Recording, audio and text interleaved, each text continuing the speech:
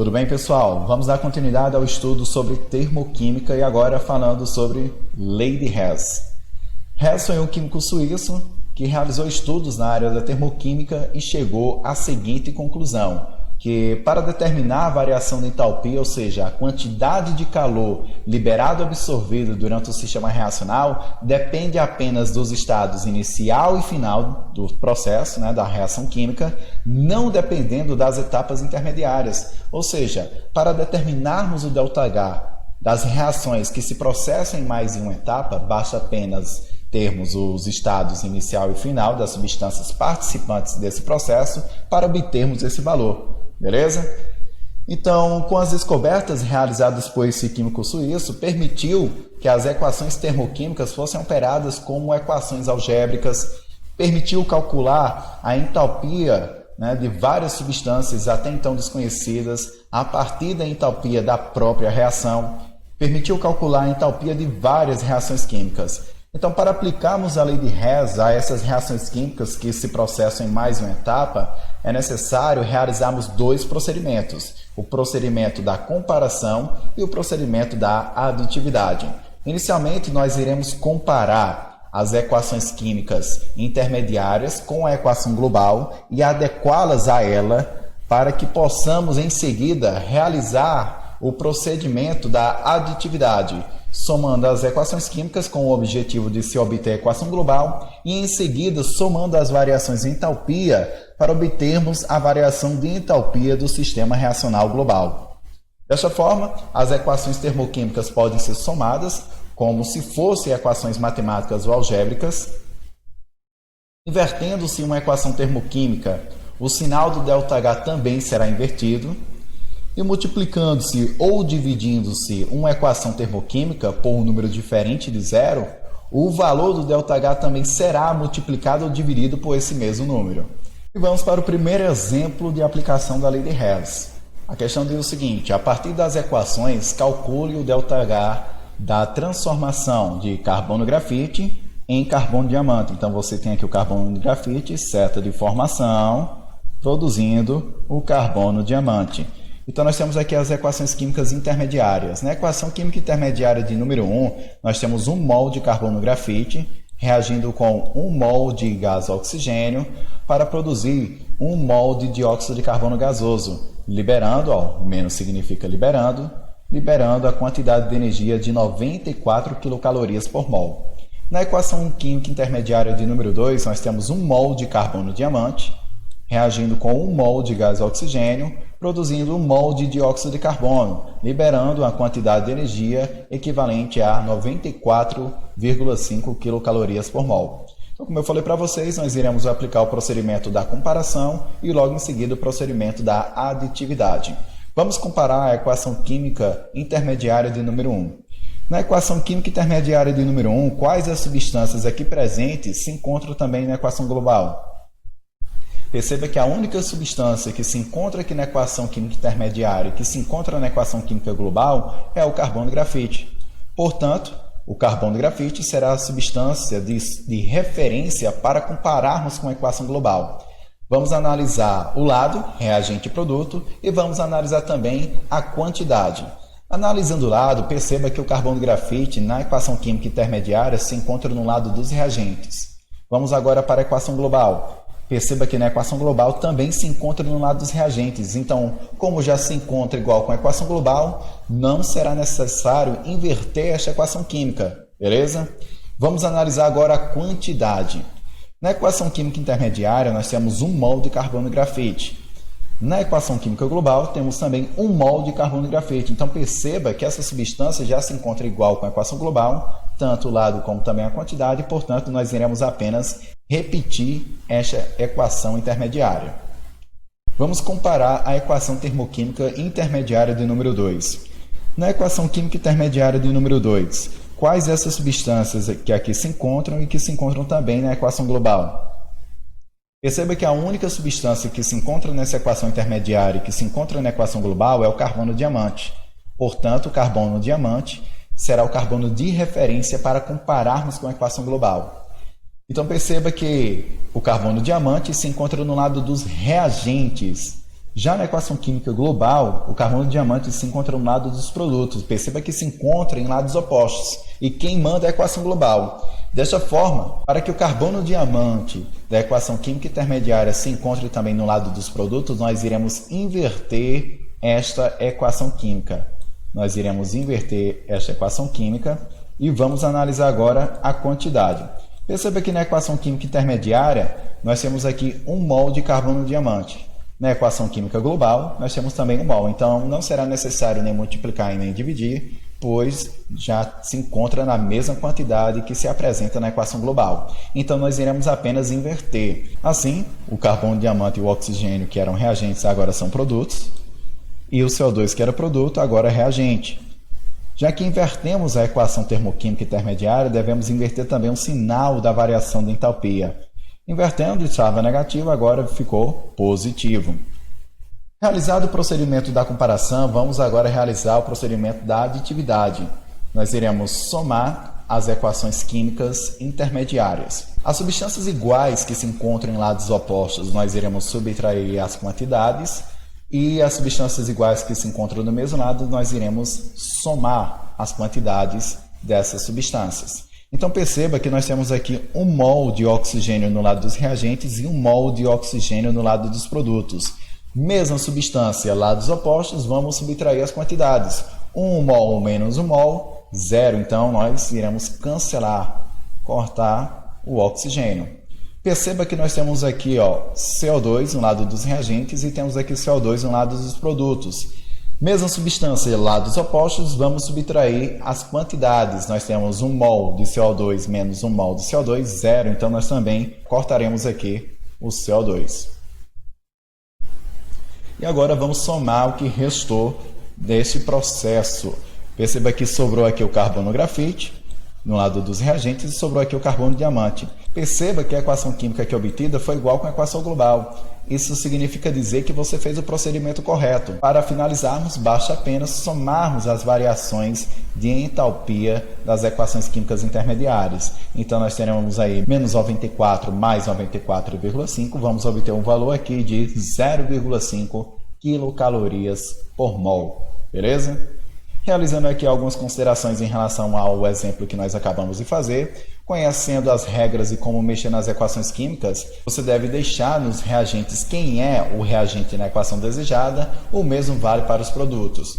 E para fazer a soma algébrica das substâncias é necessário que as substâncias sejam as mesmas, estejam no mesmo estado de agregação e ou no mesmo estado alotrópico, ou seja, carbono-diamante, carbono-diamante, carbono-grafite, carbono-grafite. Trata-se de uma reação endotérmica, porque, como nós vimos, a variação de entalpia foi positiva. Vamos agora para o exemplo 2 e a aplicação da lei de Hess. Neste exemplo 2, nós teremos aqui a aplicação de mais uma regra. Durante a produção industrial do ácido sulfúrico, são necessárias as seguintes etapas intermediárias: combustão do enxofre e oxidação do dióxido de enxofre. Aqui nós temos as duas equações intermediárias, com as respectivas variações de entalpia, e a questão pede o seguinte: determine a entalpia padrão de formação do trióxido de enxofre de acordo com a reação abaixo. Então, nós temos aqui a equação química global, e aqui nós temos as duas equações químicas intermediárias que foram imprescindíveis para que esse sistema reacional pudesse acontecer. Então, na equação química intermediária de número 1, nós temos 2 mols de enxofre reagindo com 3 mols de oxigênio para produzir 2 mols de trióxido de enxofre, liberando uma quantidade de energia equivalente a 791,44 kJ. Já na equação química intermediária de número 2, nós temos aqui 1 mol de enxofre reagindo com 1 mol de oxigênio para produzir 1 mol de dióxido de enxofre. Então, beleza, nós temos aqui a liberação de 296,83 kJ de energia. E a questão pede o seguinte: determine a entalpia padrão de formação do trióxido de enxofre de acordo com a reação abaixo. Então, nós temos aqui a equação química global, 2 mols de dióxido de enxofre reagindo com 1 mol de gás oxigênio para formar 2 mols de trióxido de enxofre gasoso. Então, vamos aqui aplicar o procedimento da comparação e logo em seguida aplicaremos o procedimento da aditividade. Vamos comparar a equação de número 1. A partir dessas substâncias aqui presentes na equação química de número 1, quais delas se encontram também na equação global? e que não se repete em uma outra equação química auxiliar. Então, como eu falei, nós temos aqui a aplicação de mais uma regrinha da lei de Hess. No processo de comparação, a substância que se encontra na equação química intermediária que se encontra na equação química global, ela não pode se repetir em uma outra equação química intermediária. Então, perceba que essa equação química de número 1, nós temos aqui o trióxido de enxofre, que se encontra também na equação global, e temos aqui o gás oxigênio, que se encontra na equação global. Então, qual dessas duas substâncias eu utilizarei para comparar com a equação global? Perceba que o oxigênio ele se repete em uma outra equação química auxiliar, portanto, ele não pode ser utilizado para comparar, beleza? Assim, a substância de referência para compararmos com a equação global será o SO3, o trióxido de enxofre. Tudo bem? Então vamos comparar, vamos analisar o lado e vamos analisar também a quantidade. Na equação química intermediária, perceba que o trióxido de enxofre se encontra no lado dos produtos. Na equação química global, o trióxido de enxofre também se encontra no lado dos produtos. Então, perceba que não será necessário inverter a equação química. Vamos analisar a quantidade. Nós temos 2 mols de trióxido de enxofre aqui na equação química intermediária e temos 2 mols de trióxido de enxofre aqui na equação global. Então, perceba que já se encontram também na mesma quantidade. Já está adequado à equação química global. Desta forma, nós iremos repetir a equação química de número 1, sem fazer nenhuma alteração. Vamos comparar a equação química intermediária de número 2. Dessas substâncias aqui presentes, quais delas se encontram na equação global? Perceba que nós temos aqui o oxigênio, que se encontra também na equação global, e temos o SO2, o dióxido de enxofre, que também se encontra na equação global. Qual dessas substâncias será utilizada para comparar com a equação global? Perceba que o oxigênio ele se repete mais em uma equação química auxiliar. Então, lembre-se, quando uma substância se repete em mais de uma equação química intermediária, ela não pode ser utilizada para comparar com a equação global. Desta forma, a substância de referência para comparar com a equação global será o dióxido de enxofre. Vamos analisar o lado, reagente e produto, e vamos analisar também a quantidade. Na equação química intermediária, o dióxido de enxofre se encontra no lado dos produtos. Na equação química global, o SO2 se encontra no lado dos reagentes. Então, perceba que nós teremos que inverter a equação química intermediária, certo? Para que possa ficar igual com a equação global, certo? Para que o SO2 também possa se encontrar no lado dos reagentes. Então, nós já iremos inverter a equação de número 2. Vamos agora analisar a quantidade. Na equação química intermediária, nós temos aqui 1 mol de SO2. Na equação química global, temos 2 mols de SO2. Perceba que a quantidade se encontra diferente também. Desta forma, para ficar igual com a equação global, porque ela é quem manda, nós deveremos multiplicar toda a equação química intermediária por 2, inclusive o ΔH, a variação de entalpia. Beleza? Desta forma, nós temos que a equação química de número 1 não foi necessário realizar nenhuma modificação. Já na equação química intermediária de número 2, nós fizemos uma inversão, ela foi invertida e também foi multiplicada por 2, para que a substância de referência ficasse igual com a equação global. Realizado o procedimento da comparação, vamos agora aplicar o procedimento da aditividade. Vamos somar as duas equações termoquímicas intermediárias. As substâncias iguais que se encontram em lados opostos, nós iremos subtrair as quantidades, e as substâncias iguais que se encontram no mesmo lado, nós iremos somar as quantidades. Então, perceba que nós temos aqui enxofre no lado dos reagentes e temos aqui enxofre no lado dos produtos. Então, mesma substância, lados opostos, o que é que nós iremos fazer? Subtrair as quantidades. 2 menos 2, 0. Portanto, nós iremos cortar a quantidade de enxofre. Perceba também que nós temos aqui 3 mols de oxigênio no lado dos reagentes e temos aqui 2 mols de oxigênio no lado dos produtos. Mesma substância, lados opostos, iremos subtrair as quantidades. 3 menos 2, sobra 1 aqui nesse lado de maior quantidade. Beleza?